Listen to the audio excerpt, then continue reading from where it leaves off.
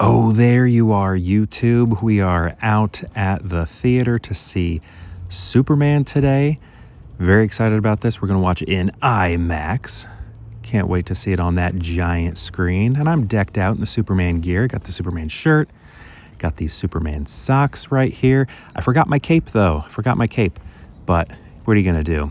Grabbing those goobers. Got myself a cherry Coke. And, of course, some of that popcorn to munch on while watching the film. Look at this beautiful poster. Look at Crypto there. Can't wait to see Crypto. I think James Gunn's got something wonderful cooked up for us. There's another poster there as we head towards the IMAX. Let's see what you got for us, James. Man, it's bright in here. What's that about? Anyway, let's go find the seat.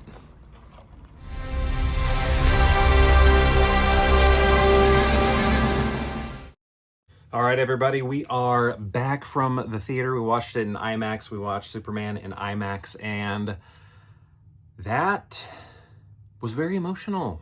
I was fighting back loud, messy crying at the very, very end.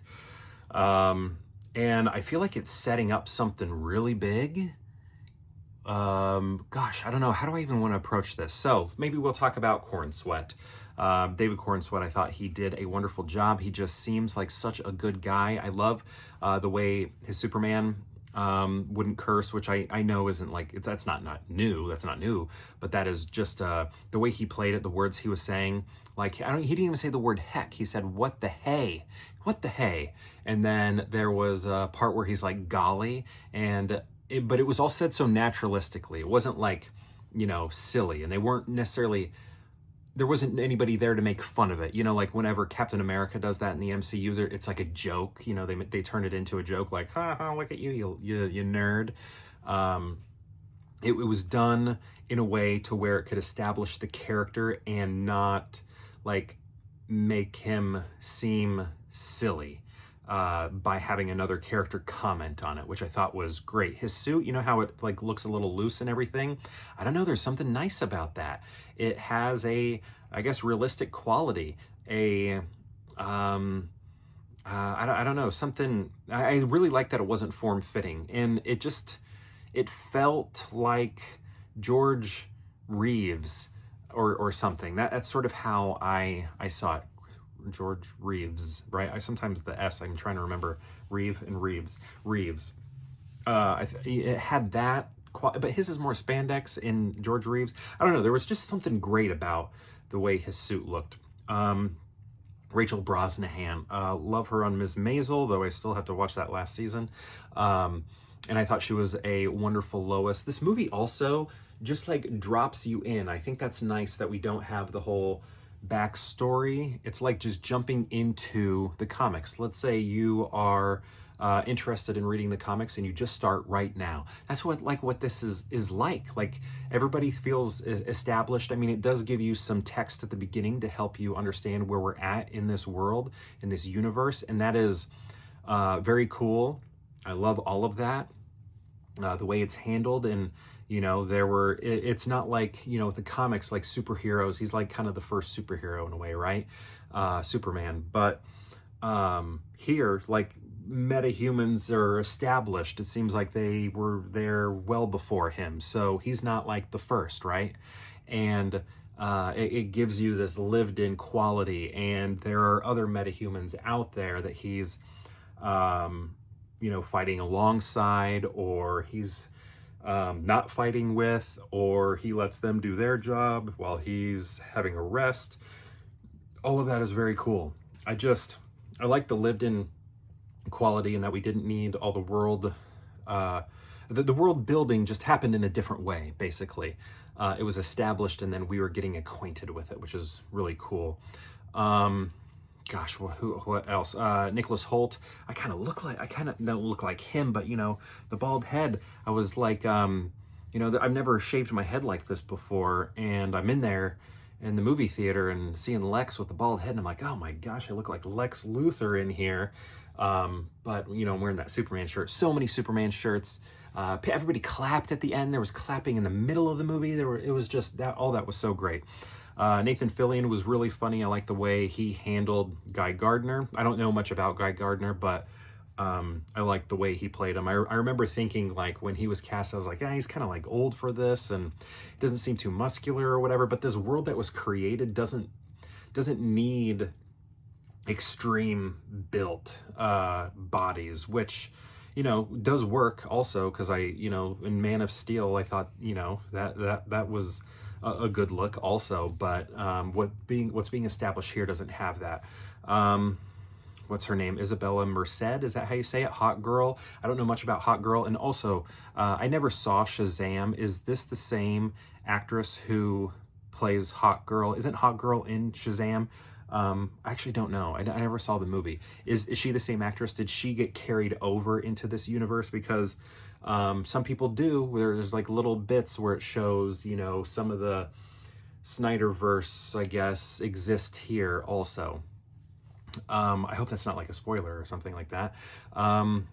Let's see. We have a cameo that I wasn't expecting. I don't know if it's a cameo. It's just like this person's playing a character, but they're probably keeping it quiet, but it's not like I mean, I don't know. Everybody was shocked. I guess there were some, gasps, but it's not, I don't know. Should I say it? But, okay. Jor-El, I guess, who's playing Jor-El was kind of like shocking and cool. So yeah, who, I don't know, I guess I can't even say the second part of that, but I like their choice. I like their choice of who's playing Jor-El. I thought it was good. Especially, gosh, can I just say it? All right, just a little bit of a spoiler here. If you care about casting stuff. So Bradley Cooper plays Jor-El, and it's interesting. What I like about it is that they got somebody cool, somebody that's a star right now, but he's also getting into like directing, right? So it's like he can be a part of this massive upcoming universe, but he doesn't have to have an enormous commitment, right? Because I know he wants to be like a director right now. He's doing a lot of directing and things like that. So that's cool. It's kind of like the same thing with Rocket in the MCU. He can be a part of the MCU, but he doesn't have to dedicate lots of time to it so that he can continue to do his directing, right? Let's see, who else do we got here?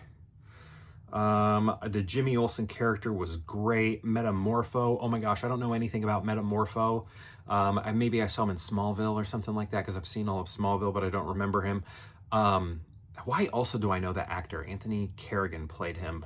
I got like a little cheat sheet right here. How do I know him? But anyway, that character was great. Oh my gosh. I didn't know anything about him. And I remember when they were showing him, I was like, oh, that looks a little, Power Ranger-y, but I don't know, it totally works in this movie, the way he's like designed and stuff. And I love his character so much. I mean, we didn't get to see too much of him, but just instantly, felt for him.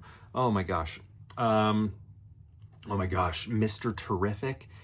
He was like one of my favorite parts about the whole thing. I just loved his attitude, the way he carried himself, the way, like, his, what is he, like an engineer or something, super smart engineer, like all the things he created, and how other characters interact with those things that he's created. He reminds me a little bit of, and I think it's because of his spaceship, but he reminds me a little bit of Owlman. Is that his name? Owlman? Owlman from The Watchmen. He kind of, something about him, or his tech anyway, it's like an updated version of Owlman or something, but I really liked him.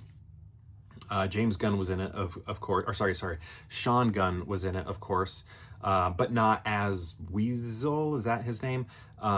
He was playing Maxwell Lord, which, if I am correct, that character was already established in Wonder Woman 84. Is that the same Max Lord?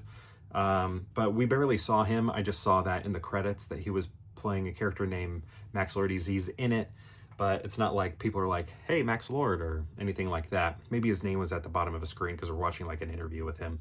But anyway, he's there. Alan Tudyk was there as a voice. He was one of like Superman's robots. Oh my gosh. And then here, this was like the stuff that, like, just, being a dad, I think. I don't know how much this would have affected me if I wasn't, but Pruitt Taylor Vince. So my wife is a big fan of him. I'm trying to think of all the things she knows him from, but one for sure is X-Files. But what else do we know him from? is he in, there's some movie where he's playing like a, is it Vacancy? What, no, what is he in? He's, where he's like a serial killer or something like that. I can't remember, but my wife's a big fan of him. And I never really pictured him or Jonathan Kent to look like him at all. And I was like, oh man, that's not my idea of who John Kent is, because, you know, I'm a big Smallville guy. And then, you know, we had Kevin Costner's John Kent. So, you know, I sort of established a new look for John Kent is what I was expecting. So when he was announced, I was like, oh, that's very different than, you know, what I've gotten used to. But he was so good. He was so good. And, like the stuff with him at the very end of the movie. I mean, like, I don't know, there were more than that, but at the end of the movie, I was fighting off enormous tears, enormous loud cry at the very, very end. It was like, I had a tough time, a difficult time fighting.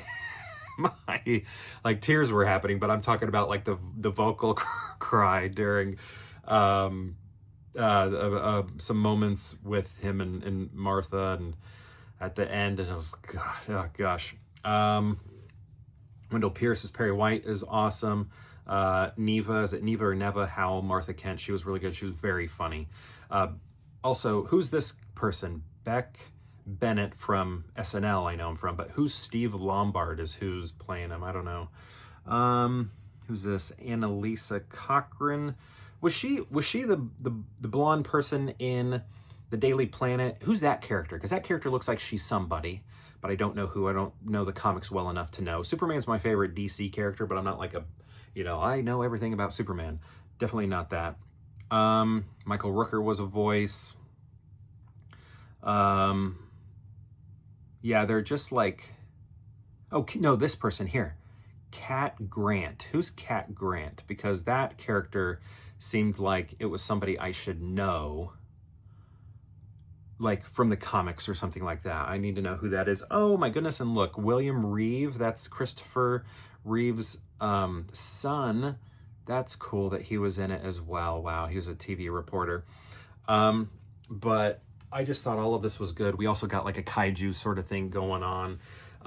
Superman is doing all the sort of helping that you want to see him do in a Boy Scout sort of way, and then also, you know, with major fights as well. He's so good. I was tearing up at just some of the visuals that were happening. He was just up in the sky, and then there was a moment where the camera, like I think Superman was twisting, and then it created a close-up on his chest, I think it was, or the S on his back. I can't remember. I love that he has an S on his back. I think it was the chest S, but I did tear up even at the back S once also. But the chest S, it was like, it was kind of slow mode, I think, for a second, or maybe he was just moving slow. I can't remember, but it like caused me to, you know, tear up, and that was happening so many times. It makes you want to be a better person, sort of things. Give you hope, do better, inspiring, and I love all of that. It is so hopeful and good, and just I think it was good. I like this. I like Corenswet. He's a great Superman. Metropolis is in Delaware, which is cool. I heard James Gunn say that sometimes Metropolis is in Delaware, so that was interesting. I don't know what that, I mean, maybe in the comics or something like that. He says it's shifted around throughout the history. I'm just in, gosh, it was good. So can I tell you something about the end?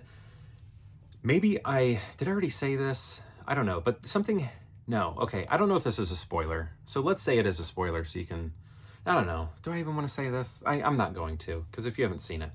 But anyway, the very end, I guess the end credits scene, there's like an end credits shot that happens, but then like one with dialogue also at the very, very end. So something that happens at the very, very end kind of, I think, opens it up to some interesting things that could happen. I think they play it off as a joke, but I think something bigger may come out of it. What do you think? Do you know where I'm going with this? Think about that. So if you've seen the movie, in the very end, what's played off as just a little harmless joke, I think may have enormous repercussions towards the rest of James Gunn's universe, DC universe. I'm excited about this. I also like that this is the beginning right here. I mean, I guess there's the animated stuff, right? Creature Commandos. So I'll have to look into that, but I like that this is the beginning so that I feel like I can start with something fresh, because with MCU, I just kind of like, they just got too much stuff and I just had to bow out. I'm like, sorry, you got too much stuff. I am going to see Fantastic Four, and whenever the X-Men really get involved, I'm going to try and get back into Marvel. But like a lot of this stuff, whatever phase is going on now or just ended, I'm just not in it. I'm not in it because I don't have the time. So here I feel like I can rededicate myself with something new, and hopefully we don't have too much homework that we have to do, because that's when it gets hard. That's when I can't keep up, like the Marvel stuff, too many TV shows. And I was like, sorry, can't watch your stuff anymore because I feel like I'm too far behind. So maybe here I can keep pace. I really want to, because I loved this movie so much. My wife was crying also. Elizabeth was just a puddle of tears also. It's very good. It's very good. Anyway, thank you so much for watching. What did you think of the movie? I think it was great. I don't know if I could ever say it's my favorite one, even though I feel like I had the strongest emotional reaction. Only because Christopher Reeve is always going to have the first film. Or at least, you know, I think, didn't George make a film? But you know what I mean. He's always going to have the first film, Superman the movie. So how'd he beat that? How'd he beat that, right? And then Superman Returns is what made Superman my favorite DC character. Just because I felt like that movie was a character study. People are like, no action, not enough action. I don't think it was intended to be an action film. It was a get to know this character. And this movie does both. Action and very much tells you why Superman is super, and it doesn't come from his strength.